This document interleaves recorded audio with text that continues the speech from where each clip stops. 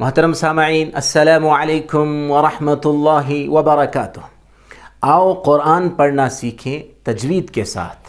اس course میں ہم سورہ یاسین سیکھ رہے ہیں۔ سورہ یاسین کی ہم نے 12 آیات 2 اسباق میں سیکھی۔ تجوید کے بنیادی قواعد کی نشاندہی کے ساتھ مخارج کی رعایت کرتے ہوئے ہم نے اسے سیکھا۔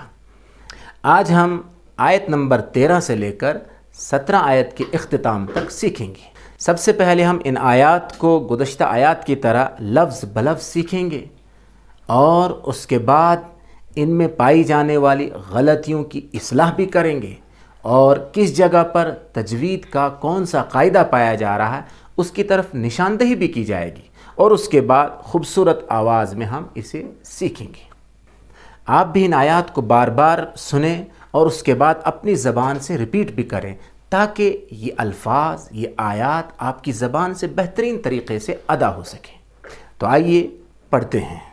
اعوذ باللہ من الشیطان الرجیم، بسم اللہ الرحمن الرحیم۔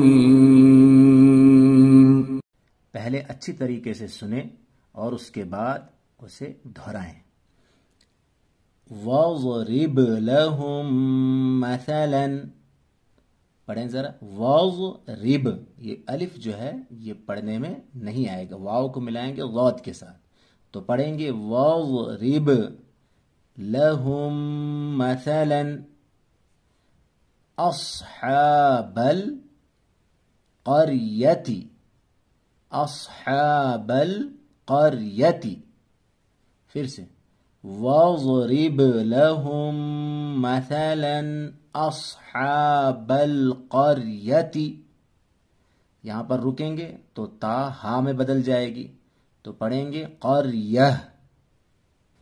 اذ جاءها المرسلون، اذ جاءها، ہا کو ملائیں گے لام کے ساتھ، جاءها المرسلون، ایک بار پھر دیکھ لیں، وَاضْرِبْ لَهُمْ مَثَلًا أَصْحَابَ الْقَرْيَةِ إِذْ جَاءَهَا الْمُرْسَلُونَ۔ اب اس آیت میں پائے جانے والے تجوید کے بنیادی قواعد بھی دیکھ لیں۔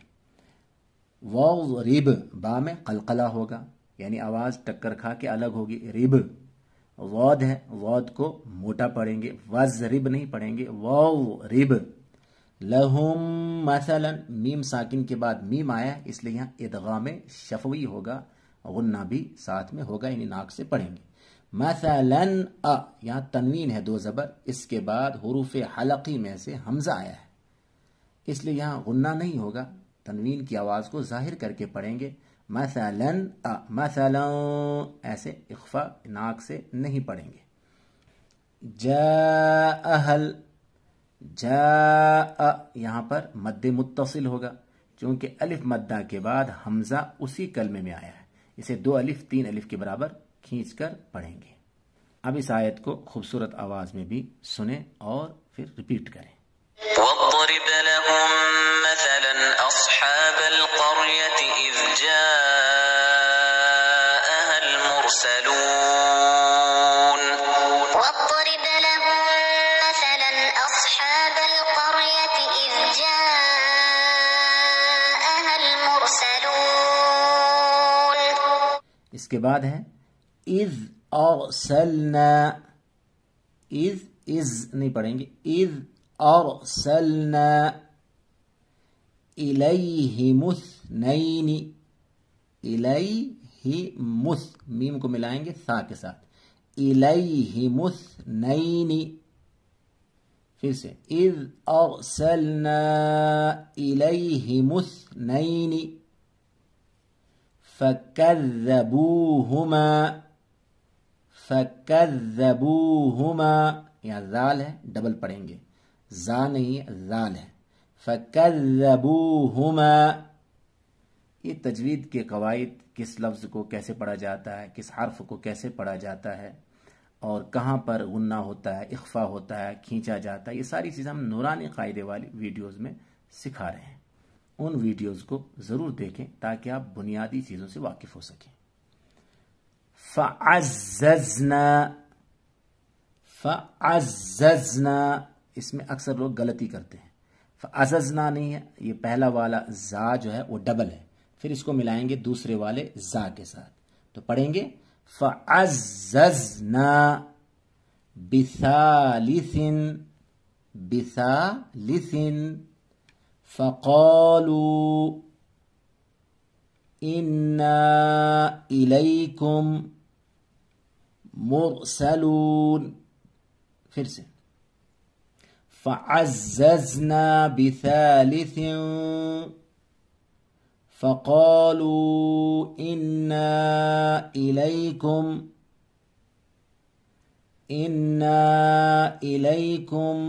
مرسلون. اب اسے خوبصورت آواز میں سنیں. إذ أرسلنا إليهم اثنين فكذبوهما فعززنا بثالث فقالوا إذ أرسلنا إليهم اثنين فكذبوهما فعززنا بثالث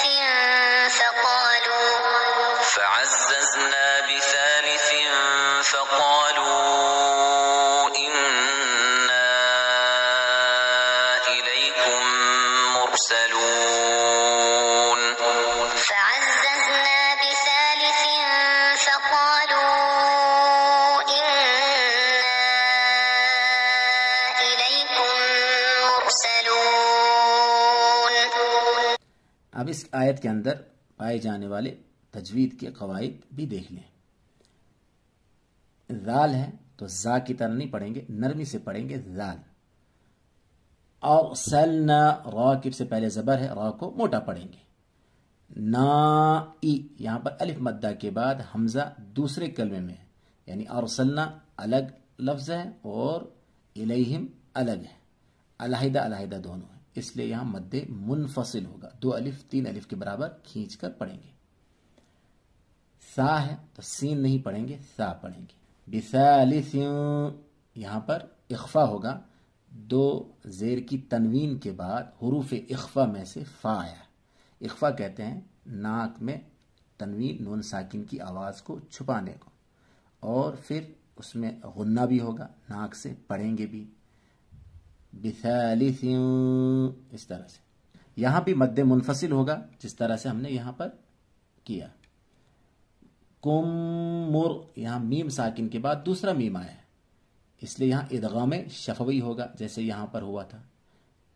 میم کو میم میں ملائیں گے اور غنہ کے ساتھ پڑھیں گے. را ہے تو را کو موٹا پڑھیں گے. آگے ہے قالوا ما انتم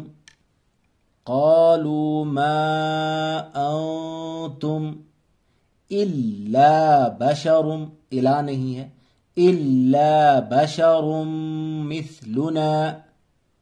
کیا پڑھیں گے؟ الا بشر مثلنا. وما انزل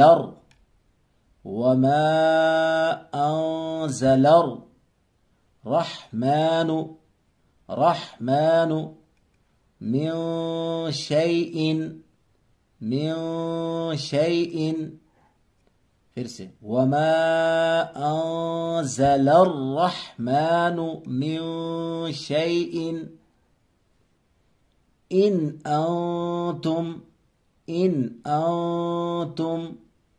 الا تکذبون. یہاں بھی الا ہے، الا تکذبون، یہ تکذبون نہیں ہے، تکذبون. اب اس میں تجوید کے قواعد دیکھیں. قالو میں واو مدہ ہے، ما انتم میں مد منفصل ہے، الف مدہ کے بعد حمزہ دوسرے کلمے میں. انتم میں اخفا ہوگا، نون ساکن کے بعد تا حروف اخفا میں سے ہے، ناک میں آواز چھپائیں گے نون کی اور غنہ بھی کریں گے. یہاں تشدید ہے تو ڈبل پڑھیں گے. الا بشرم یہاں تنوین کے بعد حروف یومن میں سے میم آیا ہے، اس میں ادغام ناقص ہوگا، اسے ادغام مع الغنہ بھی کہتے ہیں۔ یہاں تنوین کی آواز کو میم میں ملائیں گے، ادغام کا معنی ہی ہوتا ہے ملانے کے، اور ساتھ میں غنہ بھی ہوگا، ناک سے پڑھیں گے۔ مثلنا نہیں ہے، ثا ہے، مثلنا۔ یہاں بھی مد منفصل ہوگا، انزل میں اخفا ہوگا جیسے یہاں پر کیا ہم نے، را کو موٹا پڑھیں گے۔ من شیء، اس میں بھی اخفا ہوگا، من شیء، شیء ان، یہاں تنوین کے بعد دو زیر کی تنوین کے بعد حروف حلقی میں سے حمزہ ہے، اس لیے اظہار ہوگا، غنہ نہیں ہوگا۔ اسی طرح نون ساکن کے بعد یہاں حمزہ ہے حروف حلقی میں سے، یہاں بھی غنہ نہیں ہوگا، صاف پڑھیں گے ظاہر کر کے، ان انتم، یہاں نہیں پڑھیں گے، یہاں پر اخفا ہوگا، انتم، غنہ کریں گے، ناک سے پڑھیں گے اور نون کی آواز ناک میں چھپائیں گے۔ میم ساکن کے بعد حمزہ آیا ہے تو قاعدہ ہے کہ اگر میم ساکن کے بعد با اور میم کے علاوہ کوئی بھی حرف آئے تو اس وقت اظہار شفوی ہوتا ہے، یعنی اس وقت میم میں غنہ نہیں ہوگا، انتم، اس طرح سے میم میں غنہ نہیں کریں گے، صاف پڑھیں گے، انتم الا۔ اب اسے ایک بار اور خوبصورت آواز میں سنیں۔ قالوا ما أنتم إلا بشر مثلنا وما أنزل الرحمن من شيء إن أنتم إلا تكذبون قالوا ما أنتم إلا بشر مثلنا وما أنزل الرحمن من شيء إن أنتم إلا تكذبون آگے ہے قالوا ربنا، قالوا ربنا يعلم، يعلم إنا إليكم لمرسلون، لمرسلون، قالوا ربنا يعلم إنا إليكم لمرسلون۔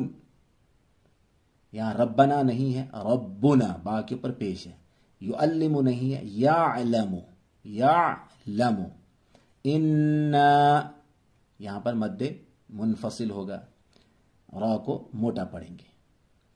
وما علینا الا، وما علینا الا، الا اس کو لام کو ڈبل پڑھیں گے، پھر اسے اس لام میں ملائیں گے، الا البلاغ، الا البلاغ المبین، مبین، وما علینا الا البلاغ المبین۔